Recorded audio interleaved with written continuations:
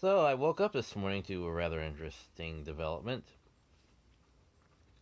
Apparently, the actress comedian Roseanne Barr has decided to sue Hollywood for its hypocrisy. For those of you who don't know, little backstory. Roseanne Barr was a comedian slash actress on the hit show Roseanne. And she played in a couple of movies and stage productions.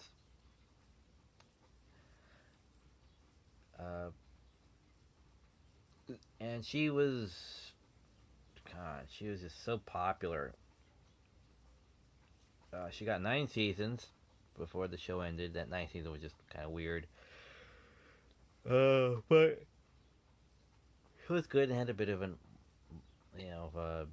downbeat ending. And then 20 years later, or whatever, it was brought back. And came back for a season, and it was good. We had good numbers. We had good comedy. It tackled a lot of the same themes, but 20 years later, you know, and it kind of answered a lot of the previous, like the early seasons, you know, about DJ not liking a little black girl, and then he's married to one, you know. The son is apparently who has bright colors. I don't necessarily identify as a male person. Oh wait, I'm gay. It's like, oh wait, you don't say. Wow, what a mysterious development that came out of the blue. I did not see that coming. It gets a little predictable with the side plots, but stuff with Roseanne, her herself is actually pretty good. But they got to add in all that woke stuff too. I believe that was more a corporate mandate than anything else. But they handled it pretty good. They were at least honest about it. They didn't sugarcoat it and say life was easy. That was never about Roseanne. Life was never easy for the Connors or anyone else in that show. You know, their comedy was a coping mechanism for the epic shitstorm that would occasionally rain on their parade.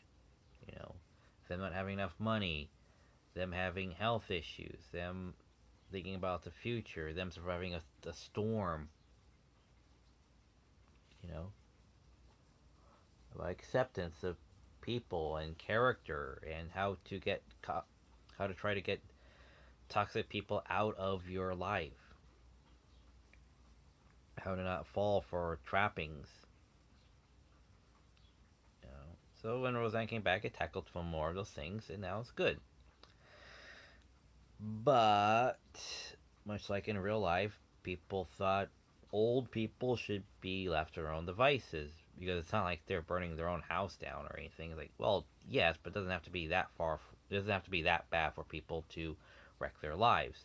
What I mean is, Roseanne Barr was getting a bit, up there, and she has strong pain meds. She's bipolar, and she was left to her own devices, and things go wrong at 2 a.m., and go very wrong they did.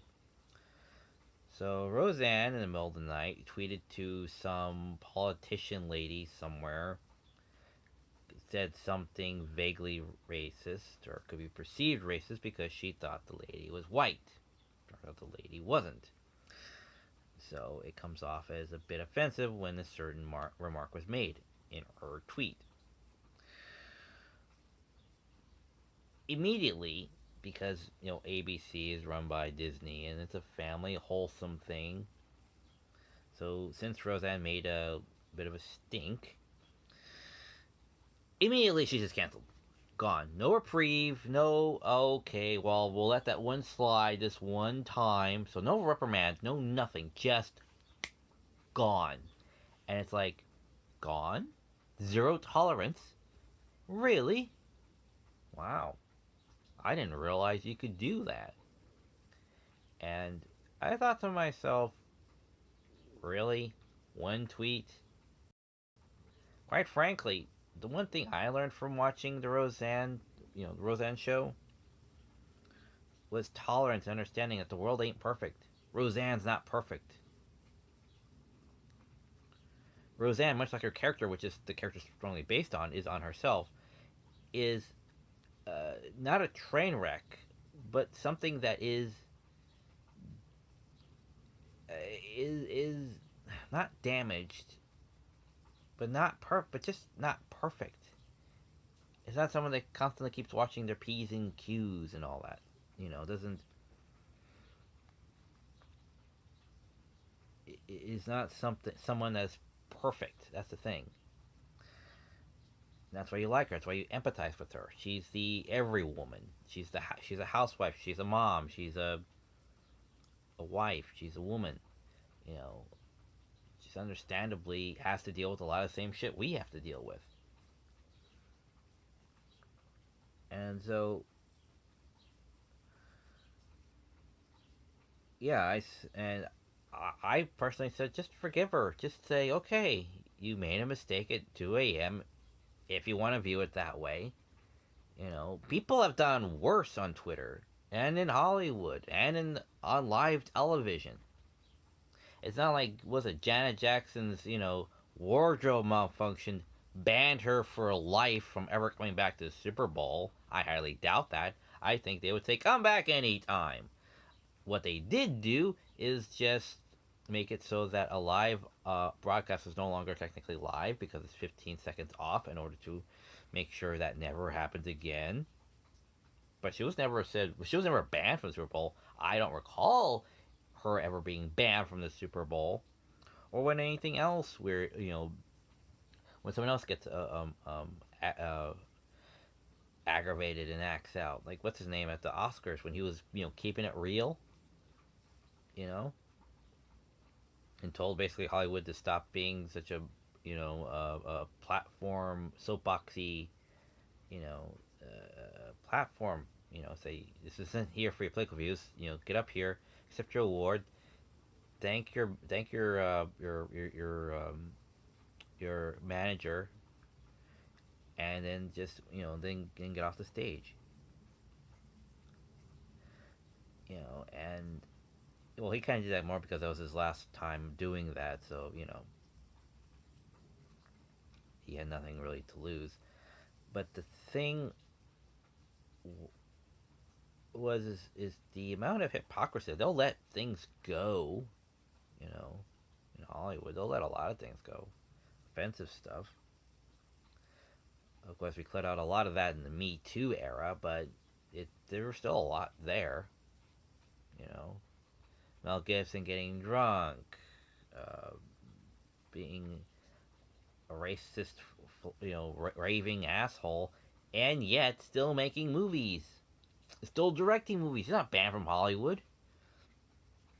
Granted, he wasn't because that he wasn't in the latest Mad Max film, which I doubt they probably would. He probably wasn't in the lead for anyway. All the reboots and all that jazz. So, but quite frankly, if there's any one role he should come back for, it's not the Lethal Weapon film. That's already done. But coming back for Mad Max, yeah, sure, I would understand that. Actually, I kind of want that because then we would actually have something that at least resembles more of a Mad Max film. Yeah, to get the political and stuff. It's like stop with the soapboxing. We get it. Women are important. They can be actresses too. They can be leads. It's like, no, I didn't realize that. You see all this shit around me? You know what's in this shit? Strong female characters. I have She-Ra for crying out loud. The original She-Ra. She was never a pansy. She was never. Oh, well, yeah, no. The damsel in distress. She was a take charge character. I have Hercules, but there's Xena. I love Xena. You know. Um. I was raised watching Star Wars with Carrie Fisher. Carrie Fisher roles. Thinking, oh well, clearly she, you know, yeah. Once she got out of that cell, then she was she was capable of handling herself. um, it, it just gets a little annoying where you see tolerance and then zero tolerance. But it's like worse than she has, but it's a time and place, and you know, and it's like really, and it's like haven't you learned anything from this show? Tolerance, acceptance, understanding, forgiving. Doesn't that matter? It's like, oh, well, yeah, that's what we say, but what we do is we're still really tolerant about stuff. It's like, that doesn't make any sense. So, yeah, I am cheering her. I'm cheering you on, Rosie. I'm cheering you on. And I kind of hope that they bring her back for at least the last episode cameo, Force Ghost apparition to Dan, or, give it some sort of resolution with her. Hopefully. Hopefully. Anyway, so that's all I have to say about that.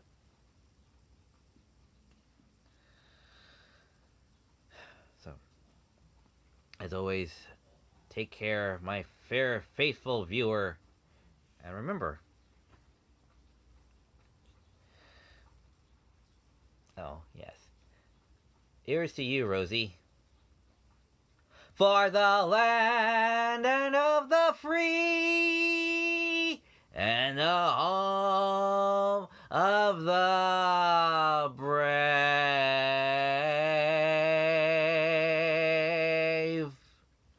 Play ball.